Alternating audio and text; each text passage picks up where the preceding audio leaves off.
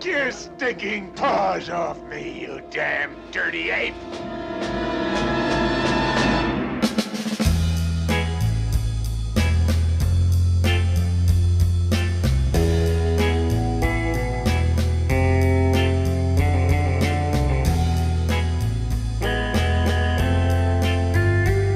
Bonjour et bienvenue dans Kinopod, le podcast grand écran. En direct de Paris, je suis votre hôte Jean Weber. Get your stinking paws off me, you damn dirty podcast. Et mes primates sont... Philippe Zedbon. Attends. Tu peux le faire sans chewing-gum, s'il te plaît? Ah merde, ouvert. Ouais. Et puis garde ton dentier. Garde tes bottes, mais... Mais oui, Ah ouais, c'est ça en plus. Philippe Gibon. Je voulais voir Ouais. si tu suivais. Voilà. Je suis. Philippe Gibon, c'est pas un vieux singe qu'on apprend à faire des podcasts. Francis Weber, soyez maudits, vous avez fait le podcast Allez en enfer. Et aujourd'hui, tout ce que vous avez toujours voulu savoir sur la planète des singes sans jamais oser le demander. Ravi de vous retrouver, mes cinébuddies, et shout-out à Laurent Houtan-Vachaud, qui n'est pas des nôtres aujourd'hui, pour parler de Planète des singes. Planet of the Apes, 1968, réalisé par Franklin J. Schaffner. 1968, année dominée au box-office par Le Petit Baigneur et Les Grandes Vacances. Je sens une espèce de thème là. Cette année voit également naître mon frère Gilles et Daniel Craig, qui se ressemblent énormément physiquement, comme deux gouttes de martini, shaken not stirred. Et s'éteindre Ramon Novarro, amant de Rudolph Valentino, et John Steinbeck, auteur des Souris et des Hommes. Aujourd'hui, des singes et des hommes, il n'y a qu'un pas. Philippe nous résume le film en quelques mots, le fameux pitch, comme si nous étions un gros producteur belge une fois, dans un ascenseur entre deux étages. Taylor, qui est un cosmonaute, arrive sur une planète avec quelques autres cosmonautes. Après un accident, sa fusée a déraillé. Et ils atterrissent sur cette planète très belle et qui a été tournée dans l'Utah. Et ils se retrouvent au milieu d'une civilisation dirigée par des singes, c'est-à-dire des gorilles, des orang-outans et des petits chimpanzés. Qui sont pas la grande classe, les petits chimpanzés. Et ils vont s'apercevoir qu'en fait, c'est une inversion de tout ce qu'ils ont connu, c'est-à-dire que les singes dirigent tout et sont la race dominante, et les hommes sont des esclaves, et même des fois des gibiers pour la chasse. Smile. Bravo, merci mon vieux cinébody. Et maintenant, Francis, papa. Oui. Tu permets que je t'appelle papa? Oh, si tu crois que je suis ton père, tu peux. Bon, alors je t'appellerai Docteur Zaius, par respect. Oui, volontiers. Tu vas nous parler un peu du film et de la première fois que tu as lu le livre et vu le film. J'ai vu le film, j'ai lu le livre. Je dois dire que le livre est plus osé que le film et qu'il y a des choses fortes dedans qu'on ne pouvait pas mettre malheureusement sur un écran, tu vois. Ouais. Et notamment à notre époque d'ailleurs. Alors j'en cite une par exemple, c'est que dans la cellule ou dans la prison où on met à la fois Charlton Heston et une jeune femme, elle est complètement animale. Ouais. C'est-à-dire qu'ils ne l'ont pas du tout éduquée, on n'a pas développé sa matière grise, Ouais. et elle n'est que femelle, ce qui plairait à Sandrine Rousseau.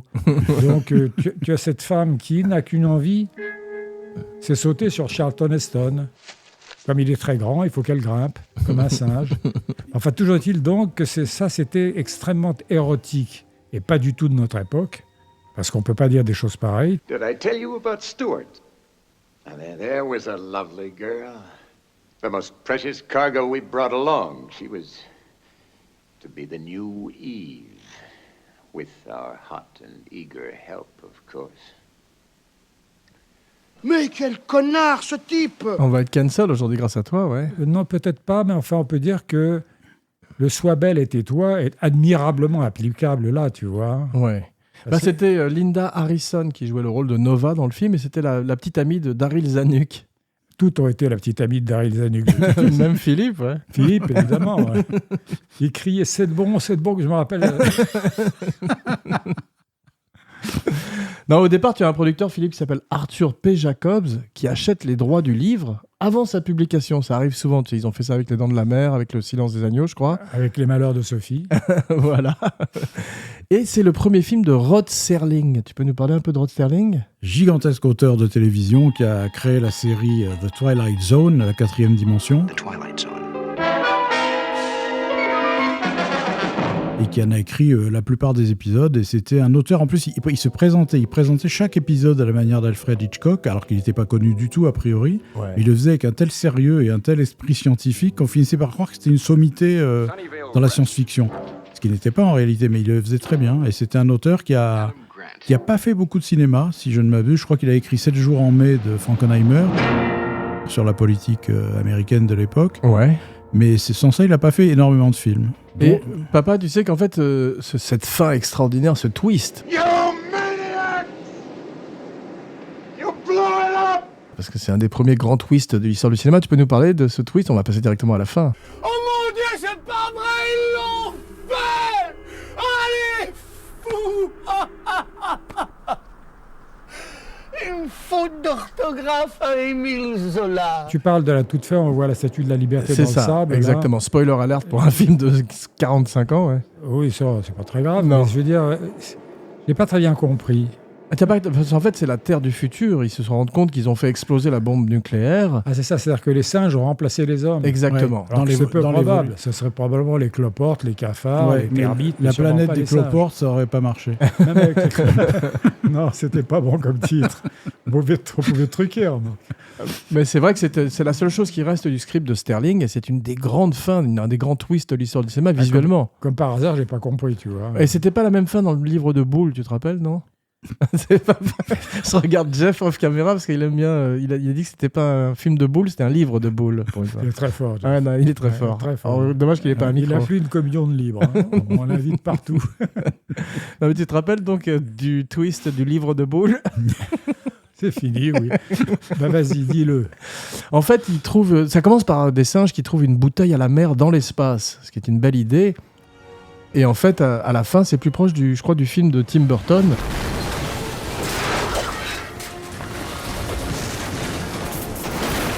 Où il retourne sur Terre et il se rend compte sur Terre que les singes ont pris le dessus, en fait. Alors là, je comprends rien. Moi Ouais. non plus. Hein. Ah, rien. Même Charlton Heston n'a pas compris le film. Il a détesté d'ailleurs. Enfin, il a détesté que ça ait été aussi dur. Et quand on lui a proposé la suite, il a dit « je l'ai déjà fait Ouais. En plus, c'était une époque où avant le Parrain numéro 2, où de faire une suite, c'était un truc dégradant, si tu veux. Les suites n'étaient pas terribles en Et général. tu sais pourquoi il voulait pas le faire ça, c'est une vraie. J'ai lu ses mémoires à Charlton Heston. C'est parce qu'il avait grossi entre les deux films. Il voulait plus mettre le Il pagne. voulait plus être en pagne. ». Il avait deux problèmes. Il a un problème de cheveux aussi. Ouais, Oui. ça c'est sûr. Très Depuis grave. très tôt dans sa Mais moi, je carrière. vais vous parler de Charlton Heston d'une façon un peu parallèle, si ouais, tu veux. volontiers. Parce que j'étais journaliste à RTL, et le rédacteur en chef, qui disait de moi, il s'appelait Armand Jameau, et il avait comme par hasard, comme tous les patrons de radio à l'époque, un ton faubourien comme ça, je vais te dire Coco, hein, parler comme ça.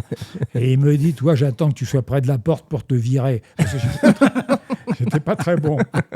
Et on me demande d'aller interviewer Charlton Heston, qui était de passage à Paris. Et je me demande ce que je vais pouvoir lui demander, tu vois. Et tout à coup, je vais au Crédit Lyonnais pour prendre le peu qui me restait, c'est-à-dire 5 francs.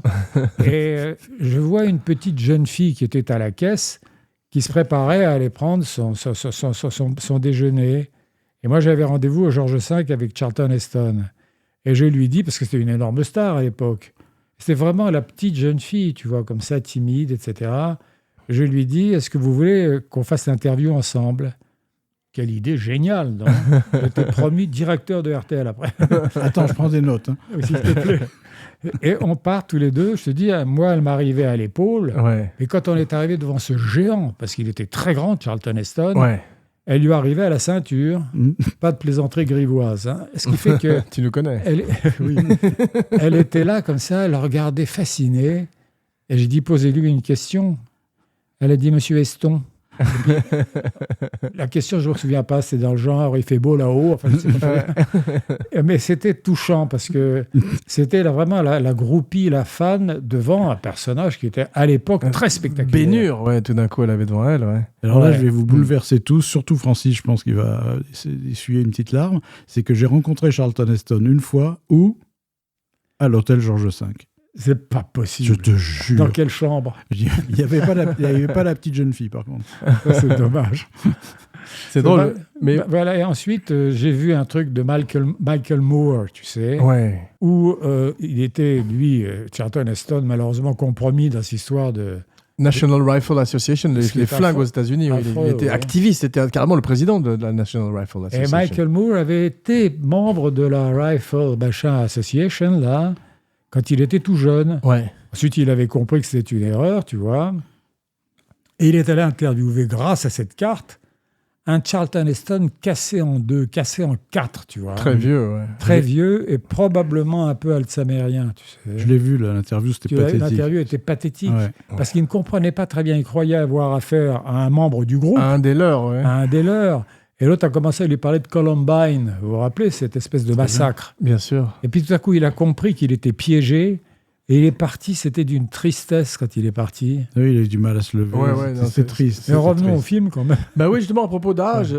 au début, ils font les essais maquillage avec Charlton Heston et Edward G. Robinson, parce qu'ils sont très amis dans la vie, et Edward G. Ouais. Robinson devait faire le Dr Zaius au départ. Ouais, quelle Et il merveille. finirait par faire, Edward G. Robinson finirait par faire son dernier film avec Charlton Heston, qui est Le Merveilleux Soleil Vert. Ah oui.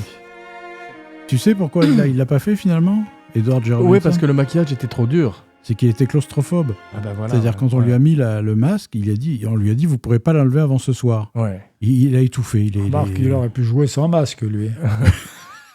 Mais c'est vrai que son dernier rôle, qui est son 100e rôle, qui est Soleil Vert, il était atteint d'un cancer, il était mourant sur le plateau, quasiment son 100e film. Et le moment où il passe dans ce mouroir pour finir ses jours dans le film, bah, c'est un reflet de la vie. Et Charlton Heston, quand il pleure en voyant son ami qui le quitte, il pleurait véritablement dans la vie en voyant son ami qui le quittait. Ouais, je comprends. Ouais. I love you so. Il était courageux, parce que quand il pédalait à tour de rôle pour faire l'électricité dans le film, Ouais. j'imagine... Ah oui, ce c'est vrai. malheureux. Tu te souviens de ça Ouais, non très Bouleversant. I'm getting pretty sick of you. Yes, but you love me. Charlton Heston deviendra une espèce de spécialiste des films de science-fiction des années 70, un genre que j'aime beaucoup, la rétro SF, puisqu'il fait également Omega Man en 1971, qui est une des meilleures adaptations de Je suis une légende de Richard Matheson. Ah oui. Ouais.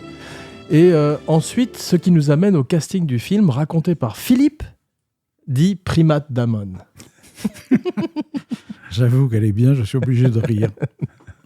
Alors, le casting, on a parlé de Charlton Heston, qui est un de ses plus beaux rôles, parce que je trouve que c'est un des rares acteurs avec Burt Lancaster et Kirk Douglas à jouer volontiers des salauds. This is the best they've got around here. In 6 months, we'll be running this planet.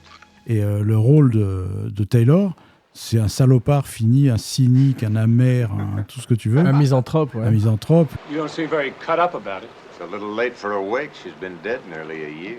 Quand il découvre sa petite amie morte, décomposée dans le vaisseau, il fait une espèce de vanne pourrie, mais... Mais c'est pas sa petite amie, c'est une femme qu'ils ont emmenée avec eux comme une espèce de Ève pour repopuler la Terre au cas où ils arrivent dans un endroit désert. Mais en je fait. crois qu'il sortait, j'ai bien compris, il sortait avec elle et l'autre lui en voulait beaucoup pour ça, l'autre. Ah, c'est possible, cosmonaute, ouais. c'est possible. Ouais. Et il a eu aucune espèce de vague Mais remarque ils repeuplaient humoristique. la Terre ensemble, alors. C'est ça, oui, Ouais. mais c'est raté, là. Tu Et, dis repopuler, ça m'a surpris. Ah bah, c'est possible, ouais. Non, je me suis dit que c'était du vieux français. C'est vrai, très vieux. Très ancien. Et donc, Charlton, ce qui est formidable dans le film, c'est qu'il est antipathique jusqu'au bout, même quand il est en victime, même quand il est martyrisé, etc. Damn you hairy scum! Shut up, you freak! Il ne cherche pas la sympathie ou le pathos, pas du tout. Et c'est ça qui le fait survivre, en plus, le personnage dans le film. C'est qu'il ne cède jamais, il est toujours... C'est intéressant ce que tu dis sur la difficulté pour certains acteurs de jouer les méchants ou les vilains et l'intelligence de Schwarzenegger quand il a demandé dans, Terminator, ouais. bien sûr, Hmm. à jouer le méchant. Arnold Schwarzenegger is the Terminator. Ouais. Et Cameron, l'intelligence de Cameron d'accepter immédiatement. Ben, évidemment. Ouais. Et dramatiquement parlant, là, je parle à Francis, je crois que tu as écrit 1 ou 2 scénarios, il me semble. Dans le temps, oui. Oui, je les écrivais sur des pierres, d'ailleurs, C'est que le paradoxe du film... avec un petit burin. C'est ça. J'ai des photos de toi avec ça, c'est très beau. Ouais. C'est que le paradoxe du film, c'est que ce méchant devient le héros par force. C'est-à-dire qu'on est obligé de s'identifier à lui. C'est le dernier, Mais le c'est seul. la force Voilà. du scénario, parce que c'est... Enfin, Boulle est un génie, cela dit. Oui, Tu te rends compte, faire les films qu'il a fait, Le livre, Le pont de la rivière Kwai. c'est magnifique. Ouais, le non, Pont de c'est la extraordinaire. Mais Mais il y a il y a les oreilles de jungle, non, un truc comme ça, non, il y en a un. Ah, je connais pas celui-là. Je ne connais ouais. pas, non, moi non plus, parce que je me trompe de titre. Mais enfin, on sait qu'il en a fait un autre. en fait. Ouais. Mais il y a un truc, il y a une idée de scénario dans le film parce qu'ils sont obligés de garder ce personnage de Charlton Heston muet pendant une grande partie du film. Sinon, les singes se rendraient compte qu'il n'est pas tout à fait comme Ce les qui est autres. d'une mauvaise foi scénaristique extraordinaire parce qu'il Ouais. prend une balle dans la gorge. Dans la gorge. Donc il peut Et plus t'as vu, il parler. est incapacité, il peut pas parler pendant une demi-heure de film. Si on a posé, c'était un rêve d'acteur.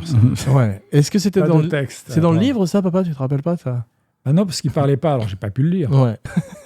Linda Harrison, donc, elle fait Nova. Il faut parler que Ursula Andress a passé des tests pour jouer le rôle de Nova, Elle ce sortait personnage. nue de la mer. Oui, comme dans James Bond. Et Roddy McDowell fait donc un des singes. Les singes sont tous formidables dans le film. Il y a Maurice Evans, Kim Hunter, qui porte cet extraordinaire maquillage. Comment il s'appelle? Chambers, le mec qui a fait les maquillages. Rick Chambers, ouais. Ouais, c'est le type que joue John Goodman dans Argo, tu sais. Et je me souviens que le studio a dit, moi je veux d'abord voir les singes. Je sais pas, c'était Zanuck, Ouais. non? Ouais, Je voudrais voir les singes pour accepter de payer un prix pareil pour le film. ouais. Parce que c'est très compliqué de Très faire ces compliqué. D'ailleurs, masques. ils n'ont pas pu faire les dents. Alors que le seul truc de réussi dans le remake de Tim Burton, c'est effectivement les maquillages qui sont très sophistiqués sur Tim Roth. Il y a sur, une chose qui est fausse aussi dans le maquillage si bien fait du premier, là, Ouais. c'est le regard. Oui, oui. Parce que c'est des yeux d'humain dans un visage de singe. C'est vrai, Absolument. c'est vrai. Il arrive au singe d'avoir un regard humain, regarde-toi. Je me suis dit combien de temps avant qu'elle arrive, celle-là. Mais les singes à la cantine mangent par caste. C'est-à-dire que les orang-outans sont avec les orang-outans, Ah ouais, les mais gorilles c'est avec les arrivé dans gorilles. quoi, tu sais, Non? dans les grandes manœuvres de René Clair, avec Gérard Philippe et Michel Morgan, ils arrivent à la cantine, et il y avait les officiers et les soldats, tu vois. Et ben les officiers, qui étaient des beaux figurants aussi, mangeaient avec les officiers et les soldats avec les soldats. C'est drôle. Tu connais Une la toute belle petite histoire parce que je fais un Vas-y. trivia sur le film, Bien les sûr, grandes manœuvres. bien sûr. Ils ont invité un distributeur qui s'appelait Louraud. Rappelez-vous ce nom, on n'en parlera plus, comme disait Alphonse Allais. Qui était un très vieux distributeur. Il devait avoir 112 ans, tu vois, mais il était extrêmement riche. Et ils l'ont amené dans la salle. Il était seul comme ça, et tout le monde était d'un respect total pour lui. Asseyez-vous, monsieur Louraud, etc., etc. Et on l'assoit. Et le film commence par une sonnerie de clairon. Il s'endort. Et le film se termine par une sonnerie de clairon. Il se réveille comme ça, sursaut. Et on lui dit, vous avez aimé, monsieur Louraud? Il a dit, c'est bien, mais il y a trop de trompettes. C'est magnifique. Bon, revenons au singe. Revenons au Revenons à singe. Kim Hunter, surtout. Je suis en train de parler du casting, on cessait de m'interrompre sans arrêt. C'est exprès. Le pauvre. Je parlais de Kim Hunter parce qu'elle a écrit, je crois, ses mémoires, et elle raconte que elle arrivait à 3h du matin pour faire son fameux maquillage de Guenon, et donc elle arrivait avant tout le monde, et que toutes ces scènes avec Charlton Heston, en fait, en réalité, il l'a jamais vu au naturel, et que la fête de fin de film, elle est venue lui faire la Il l'a bise, pas il reconnu. savait pas qui c'était. Incroyable. Ouais, pas reconnu, Ouais. c'est drôle. Mais c'était un maquillage très difficile à porter parce qu'ils ne pouvaient pas boire, ils ne pouvaient pas manger. Ils se nourrissaient simplement avec du liquide. Et ils étaient obligés, avec une paille, de se regarder boire devant la glace pour ne pas abîmer leur... Mais quelle économie pour la production aussi. Oui, absolument. Mais c'est John Chambers, le nom du Ah, John, maquilleur. pardon. Ouais. Et le film est tourné en Arizona et à Malibu. Papa, tu sais, la plage finale avec cette statue de la liberté, Ouais. c'est à Zuma Beach, en Californie. Donc, Qui d'ailleurs est un bon endroit pour rencontrer des singes, hein, tous ces producteurs, tous ces gens qui vont là-bas. mais ce qu'aimait beaucoup faire Roddy McDowell, c'est garder son maquillage et partir sur le freeway avec sa voiture et regarder la tête des gens, tu sais, qui voyaient ce singe au volant d'une Il voiture. y a une très belle histoire, je peux faire un trivia. Bien sûr, Kirk Douglas jouait dans Spartacus, c'est ça. et puis il devait aller à l'anniversaire de Sinatra à Vegas. Et malheureusement, il déborde. Ce qui fait dire que c'est trop long pour y aller, il est trop court en même temps. Et il dit, bon, j'y vais quand même. Et le metteur en scène lui interdit de prendre sa voiture. Et il se précipite, habillé en Spartacus, dans une limousine. Et la limousine démarre. Et à un moment donné, le chauffeur s'arrête entre Vegas et Los Angeles pour aller faire pipi ou je ne sais quoi. Et il laisse l'autre avec sa jupette et son truc dans le... Et puis, l'autre qui se réveille, parce qu'ils avaient mis la vitre entre deux, tu vois, descend et se met à marcher un petit peu comme ça, et l'autre revient et part avec la voiture. Parce que Spartacus se retrouve en Spartacus, Kirk Douglas, sur la route en train de faire du stop. Et ces deux filles qui s'arrêtent, tu te rends compte quelle histoire pour elles. Superbe. Ah ouais. Non, mais tu sais, la fin de l'histoire, c'est qu'une des filles s'est tournée vers lui, ils l'ont fait monter dans la voiture, et elle lui a simplement dit « Do you know who you are ?» Est-ce que tu sais qui tu es? C'est une Ça réplique. me rappelle, tu peux pas ça me écrire rappelle ça. l'histoire qui est arrivée à Pierre Richard. Il a rencontré un type qui l'a regardé. C'est moi qui vous ai vu hier à la télévision. C'est ça. ça revient un peu pour le même. Exactement. Et je continue, hein, trivia pour bien sûr. trivia. Bien sûr. Il a la dernière phrase de l'autobiographie de Kirk Douglas, il raconte qu'il avait 70, 72 ans, je ne sais pas, il marchait près de chez lui comme ça, et il voit tout d'un coup une voiture avec deux filles magnifiques, très jeunes, qui arrivent de l'autre côté, et qui se mettent à faire « Oh, regarde !» Donc Douglas, il sent qu'on le reconnaît, il rentre le ventre comme ça, il se tient bien droit, etc. Les filles font demi-tour, arrivent vers lui et lui disent « Vous êtes le père de Michael Douglas ?» Ce qui peut arriver, ça m'arrive tout le temps avec toi. Mon rêve, ouais. Bien, revenons au film. Énorme succès critique et public. C'est le début du merchandising. C'est la première fois qu'il y a des t-shirts, des poupées, toutes sortes de trucs se déclinent autour du film. Pour un budget de 5 millions de dollars, 5,8 exactement, ils en gagnent 33. Et il y a une formidable musique de Jerry Goldsmith.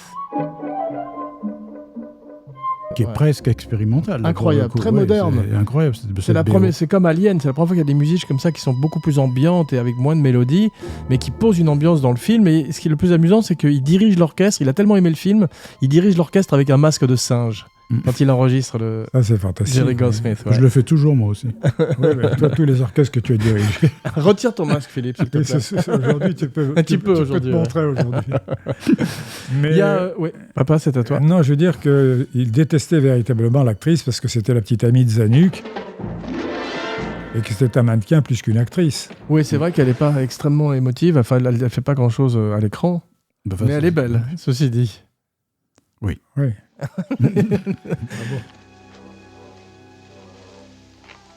Philippe, 4 suites, tu les as vues? Beneath, Escape, Conquest et Battle. J'ai pas vu Battle, c'est le dernier, j'ai craqué. Ouais. J'ai pas pu, mais j'ai vu les autres. La première suite, elle est pas terrible, mais bon, il y a Charlton Heston dedans. Bon, ça passe, disons, ça passe. Et ensuite, j'ai pas pu. Il a fait un deuxième, Charlton Heston, non? Si, il apparaît brièvement dans le 2. En fait, c'est la suite directe. C'est la suite directe. Je crois que contractuellement, il devait être obligé de faire une apparition, mais il l'a limité vraiment à quasiment un caméo. Il n'avait vraiment pas envie. Non, mais à la manière de Roy Scheider dans le deuxième Jaws aussi. Mais néanmoins, il apparaît peu dans le film, il apparaît au début et à la fin.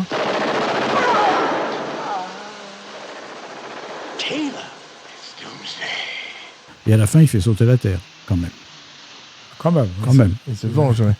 Mais il y a une série télé également, il y a un cartoon, ce qui est assez rare à l'époque, il y a des comic books, donc il y a vraiment toute cette déclinaison de merchandising dont je parlais, qui est très moderne. On ne faisait pas ça à l'époque avec les films. Et donc il y a le remake de Tim Burton, moins on en dira mieux c'est, parce que c'était très raté, avec Mark Wahlberg en scientifique, c'est toujours bien ça. Tu sais, il l'a fait encore avec Shyamalan dans un film qui s'appelle The Happening, où les plantes se rebellaient. Une particulièrement ridicule. Mais surtout, il y a les reboots avec Rise, Dawn et War of the Planet of the Apes, qui sont plutôt réussis. Cette fois-ci, les singes sont numériques. Et c'est le grand Andy Serkis qui se spécialise, parce qu'il fait King Kong également pour Peter Jackson, qui est, tu sais, avec ces espèces de petites lentilles, petites pastilles lumineuses sur le visage et son espèce de... Qu'est-ce que ça donne, un singe numérique? C'est très réel. Ils sont extrêmement bien faits, il faut dire. Ah oui, ça c'est bien. Ouais.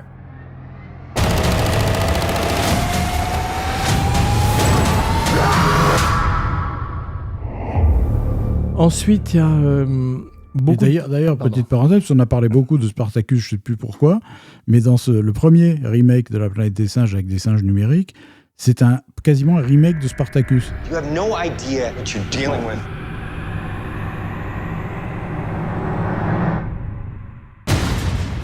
C'est-à-dire que le singe principal qui s'appelle César, c'est l'esclave qui va se révolter et soulever les autres singes contre les humains. C'est une situation dramatique. Il m'est arrivé une situation dramatique avec Spartacus une fois, qui n'a rien à voir avec le cinéma. C'était au moment des incendies à Los Angeles. Ouais. Et à l'époque, je marchais beaucoup. Je voulais monter quelque part dans les collines, tu vois. Ouais. Et j'arrive, c'était interdit. Il y a marqué « Attention aux incendies », etc. On ne voit pas un incendie, on voit la fumée, mais on ne voit pas l'incendie. On ne sait pas à quel point c'est dangereux, parce que ça arrive très vite, tu vois. Donc, de rage, tu as jeté ta clope. Donc, je passe sous la barrière et je commence à marcher. Et tout à coup, je sens que c'est très dangereux. Et je descends Pacific Palisades ou un truc comme ça. C'est-à-dire, je laisse la voiture à l'arrière et je descends. Et là, je suis seul dans une ambiance alors cendreuse comme ça, tu vois. Et il y a un type comme ça, mais très inquiétant. Ça fait partie des gens inquiétants en Amérique. Il y en a pas mal, hein. Et il y avait heureusement un tout petit snack bar ou un truc comme ça, un peu plus loin. Et le type s'approche de moi. Il me dit « ça va ?» comme ça. Je dis « ça va ?» déjà terrorisé. Et il dit « qu'est-ce que tu fais dans la vie ?» Alors je lui dis « je suis scénariste, metteur en scène. » Il dit « moi aussi. » Et je dis « qu'est-ce que tu as fait toi ?» Il me dit « Spartacus. » On y revient. Et c'est pour ça que je suis venu. Ouais. C'est extravagant, un type qui dit qu'il a fait Spartacus alors qu'il a 25 ans, tu vois. Il y avait une série télé, peut-être qu'il travaillait sur la série télé. Pas du tout. Il travaillait dans un asile psychiatrique, donc il s'est évadé, tu vois. Ouais. Et moi, je me suis réfugié dans le mall. J'ai appelé tout de suite la police, les pompiers, les gardes, La garde nationale. la Ouais. garde nationale. Ouais. Voilà. Une histoire sans aucun intérêt, mais on peut reprendre. Merci. Non, Il y a pas de on te remercie de l'avoir partagé avec nous. Mais John Chambers donc passe des heures au zoo pour les maquillages. Et tu sais combien il dépense pour pour le budget maquillage du film ? Non. $1 million. Comme cette émission pour ton Et maquillage. ça correspond à $20 millions aujourd'hui. Ouais, c'est énorme. Il y a 80 maquilleurs qui travaillent jour et nuit sur ces maquillages. Et comme tu dis, le film vit ou meurt par ses singes. C'est pour ça que Zanuck voulait voir au début. Si tu veux t'amuser un peu, comme on est un peu pervers des fois, enfin surtout vous, il faut regarder les plans larges de la planète des singes. Tu sais, quand il s'évade à la fin, etc. Et tu regardes, il y a des têtes qui sont évidemment pas de la même qualité que celles des acteurs principaux. Absolument, et qui ouais. sont des masques affreux, Ouais. complètement rigides. Et si tu regardes les figurants, c'est une horreur. Ouais. Mais à cause du désert, ils crèvent de chaud, t'imagines, sur le maquillage. Et la nuit, quand vient la nuit, il fait très très froid. Donc les masques gèlent sur les visages des acteurs. C'était un beau tournage, ça, dis-moi. Ah oui, j'y étais. Tu te rappelles, moi, mon gorille mormon dans, tu parles. dans La Chèvre. Bien sûr. Ouais. J'avais un gorille dans La Chèvre, c'était justement la chaleur qui m'a tué. Ouais, tu l'as raconté d'ailleurs dans la spéciale sur la chèvre. C'est pour ça que je ne vais pas le raconter, voilà. mais Il est con ce singe. Mais c'était j'ai tellement déjà eu dur. un singe dans mon film, quoi. C'était tellement dur. Par Dieu. C'était tellement dur que Kim Hunter arrivait le matin, elle s'asseyait dans la chaise de maquillage et elle prenait un Valium. La première chose qu'elle faisait. Ah ouais. Ouais, ça va être claustro aussi. Une droguée encore. Ah oui, et ils font un truc, c'est qu'ils engagent des critiques de cinéma assez connus à l'époque et ils les mettent dans les maquillages des singes pour être sûr qu'ils vont avoir des bonnes critiques à la sortie. C'est pas bête du tout, ça. Très bonne idée, Melville effectivement. le faisait aussi. Ah, je le fais aussi sur tous mes films. Tu sais ce qu'il faisait, Melville? Tu le fais aussi. Ouais. Melville, il faisait un truc. Il y avait une scène dont il savait qu'il fallait la couper parce qu'elle était mauvaise. Ouais. Et il téléphonait à un critique qui ne l'aimait pas particulièrement. Il disait, je voudrais vous demander un conseil, maître, etc. etc. Le type arrivait dans la salle de montage, il disait, voilà, est-ce que vous pensez que cette scène, il faut la garder? Le type, ravi de donner son autorité dans le film, disait, non, moi, elle ne me paraît pas très bonne, il faut la... Et quand il voyait le film, la scène n'y était plus. Il avait l'impression d'avoir participé au film, il faisait une très bonne critique. Dans le film sur Alfred Hitchcock, qui s'appelle Hitchcock, avec Anthony Hopkins dans le rôle principal. Quel génie pour le choix du titre, en tout cas. C'est génial. Good evening. C'est une scène exceptionnelle où Hitchcock a beaucoup de mal avec la censure quand il présente Psychose. Ouais. Énormément, il demande des coupes par-ci, par-là, des plans, etc. Donc il n'en peut plus. I have a modest proposal to make. Et à un moment, il est devant le comité de censure qui lui casse les burnes à un point inimaginable. Et à un moment, il dit au critique principal, au directeur, il dit, écoutez, I will reshoot the opening love scene to your exact specifications. In fact, I would welcome your personal supervision on the set. il dit, vous venez lundi à 9h sur le plateau, je me mettrai à l'écart et c'est vous qui allez réaliser. He's been harassing you since you announced this project. You invite him to the set and he doesn't even show up. Et en fait, il n'est jamais venu. Et donc, il n'a pas coupé son film. C'est beau, hein, comme histoire. Ouais. C'est des belles histoires. Moi, j'en connais une dernière, je peux la dire. Bien sûr. C'est Lausier, Gérard Lausier, qui était mon copain et qui était un formidable personnage de bande dessinée, de scénariste aussi. Prête et cher de la dessinatrice. Dit, on a tous une idée, on va participer à un film porno. Et ils étaient tout un tas de dessinateurs enthousiastes comme ça. Et le seul à se présenter au studio, c'était Lausier. Il se retrouve tout seul et tous les gens se précipitent sur lui en pensant qu'il était un des professionnels. On le déshabille, le malheureux, tu vois. Et on le met sur une croix. Et il dit, ça a été un cauchemar. Et ensuite, il passait tout le temps le film à minuit ou à 1h sur Canal+. Il l'a vraiment fait, alors. Oui, il l'a fait. Ouais. Extraordinaire. J'ai lu en termes de casting qu'au départ, ils ont proposé le film à Burt Lancaster, le rôle de Taylor. Charlton Heston récupérait souvent ce que Lancaster refusait à l'époque. Même emploi, à part que Heston, je pense, était un peu moins bon acteur que Burt Ce qui Lancaster. explique pourquoi il avait toujours... il arrivait derrière lui. Heston était moins bon, c'est sûr. Ouais. Et j'ai lu également que John Wayne a été pressenti, Rock Hudson, James Gardner, Cliff Robertson, Stuart Whitman, et là, encore plus drôle, Marlon Brando... Et Louis de Funès. Rod Taylor, Steve McQueen et George Peppard. Et Hervé Lachaise. Vilches. Bravo les deux. Mais Charlton Heston a la grippe pendant le film, donc ça doit être sympa ça, de jouer ce film en pagne avec la grippe dans le désert, tu vois. Ouais. Oh my God. C'est mon Charlton Heston, il est bien. Oui, pas mal. Ça fait des jours que je travaille, des nuits, Magnifique. des nuits entières. Magnifique. Mais Bull déteste le film. Il déteste le twist final, plus exactement. Tu veux dire qu'il a les boules, quoi. Voilà, bienvenue dans Kinopod.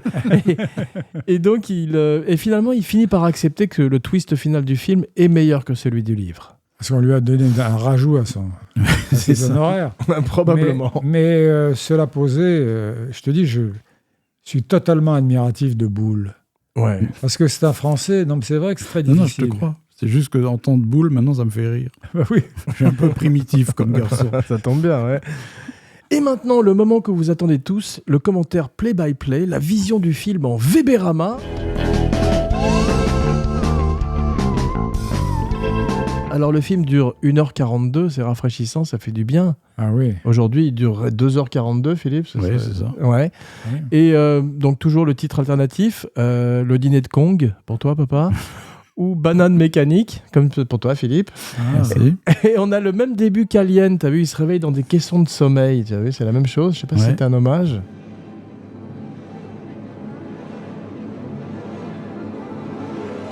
Mais ça, c'est très bien fait. Et Charlton Heston fume un cigare dans le vaisseau. C'est quand même dangereux, non? C'est vrai. Ça en a fait sauter plus d'un de vaisseau, ça. Ouais, j'y étais, moi.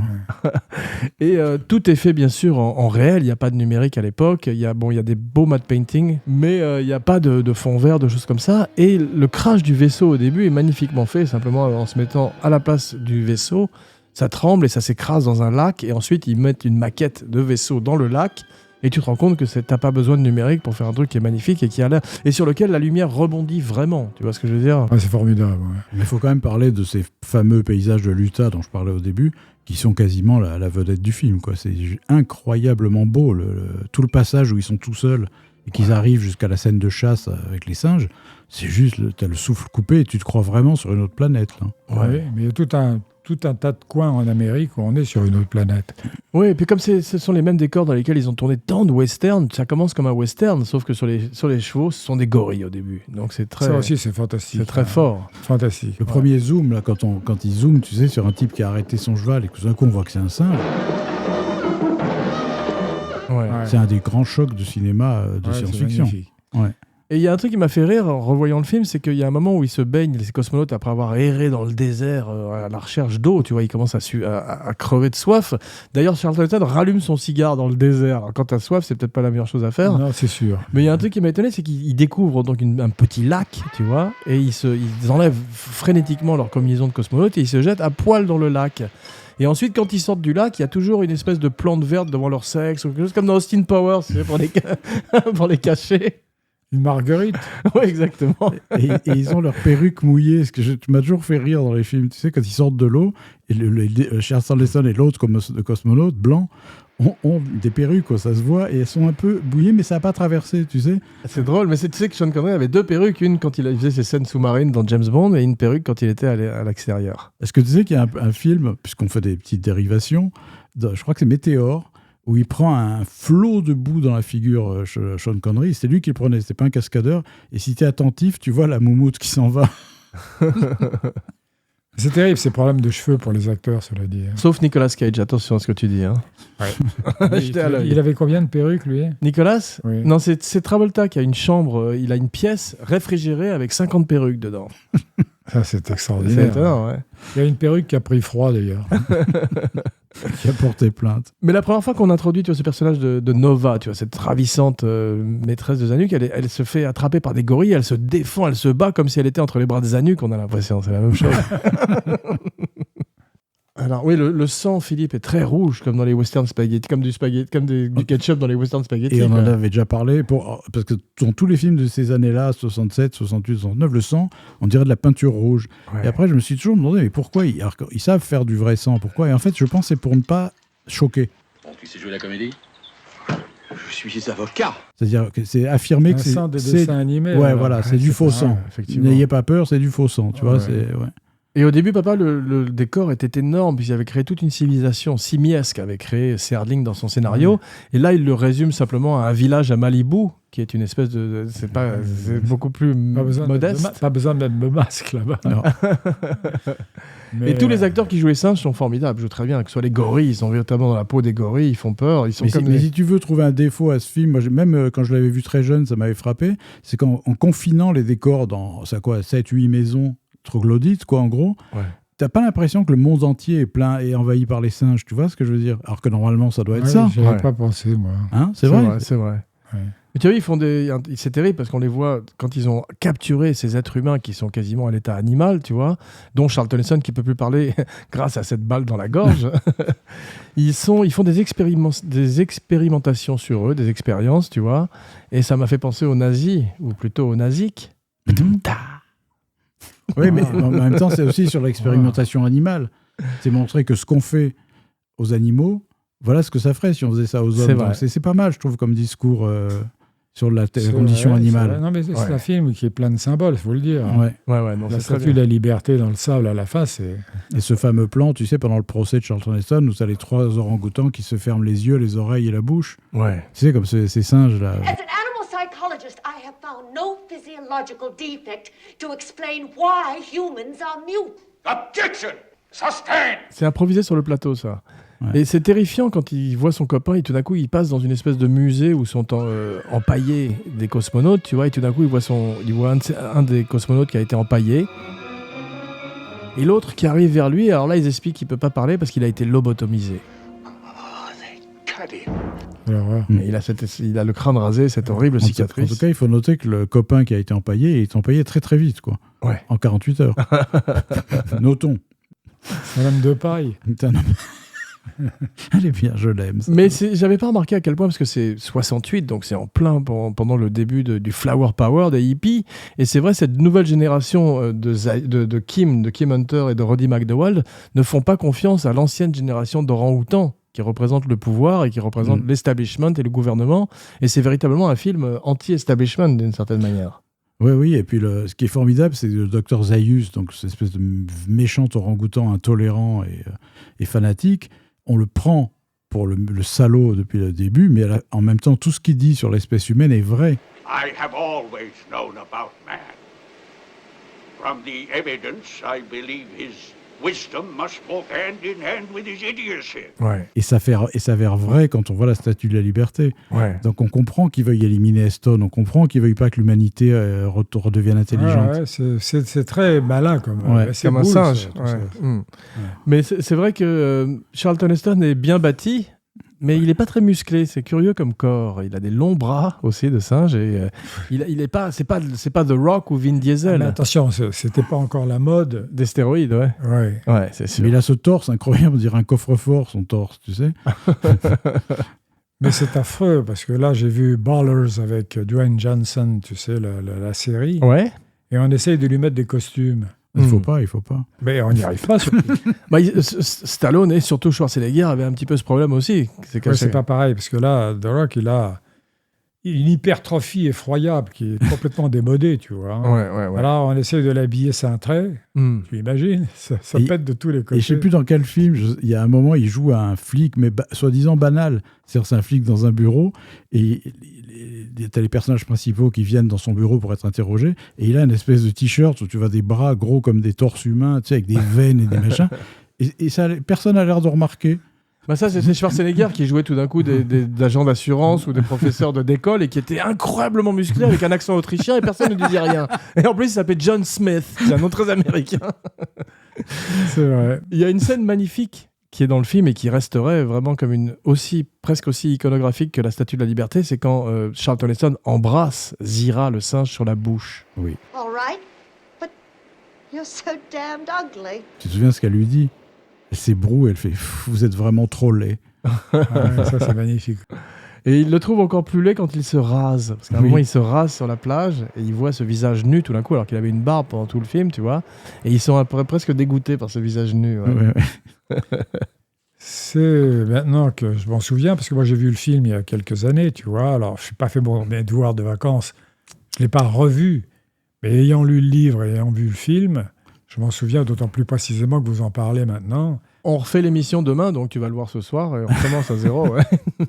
Non, mais c'est pas mal d'avoir simplement ces souvenirs-là, tu vois. Bien sûr, bien Je me sûr. souviens... En tout cas, on sait de quoi tu te souviens, c'est intéressant de voir ce qui reste. Ce qui reste, c'est il y a des choses... Par exemple, je dirais des films où je ne me souviens de rien. Oui, beaucoup. Oui. Parce que là, non, il y a plein de choses. Si quelqu'un a encore quelque chose à dire sur la planète des singes, qu'il le dise ou qu'il se taise à tout jamais. Et moi, je suis en train de lire un bouquin qui s'appelle Sapiens, qui est pas mal fait, et qui nous raconte d'où on vient. Et on se rend compte qu'il a suffi de très peu de choses pour que les singes prennent le pouvoir ou pas. Hein. Ouais. C'est à un chromosome près, enfin, je gère à peine. Par exemple, je vais vous dire une chose qui va vous épater. Néandertal était probablement plus intelligent que Sapiens. Waouh. Et c'était pas du tout l'homme des cavernes. C'était quelqu'un qui était plus costaud physiquement et qui n'a pas su s'organiser. Tu nous embouches un coin. Et je vous embouche un coin parce qu'on parlait de la planète des singes. Non, mais ça. C'est à propos. On a vraiment des cousins, par exemple les bonobos et les certains chimpanzés. plus que d'autres, Philippe, non? Je préfère rester quoi? Ce sont des cousins très proches, tu sais. Hein. Regarde dans ta famille, regarde partout. Mais en tout cas, oui, c'est un des souvenirs, pour moi, qui est un très beau souvenir, la planète des singes. De cinéma, ouais. Bien, merci mes cinébuddies pour ce voyage dans la zone interdite. On se retrouve dans quelques jours pour un podcast grand écran. En attendant, n'oubliez pas de liker, de partager, de commenter, de follower et de vous abonner partout où vous écoutez Kinopod. Et maintenant, voici venue l'heure de dire vos noms et vos phrases signatures, la fameuse catchphrase. Philippe Sedbon. Francis Weber, qu'est-ce que c'est que ce singe-là? Parfait, je fus Jean Weber pour Kinopod, le podcast des singes. Et maintenant, oh my God! C'est une imitation de Robert Dalban.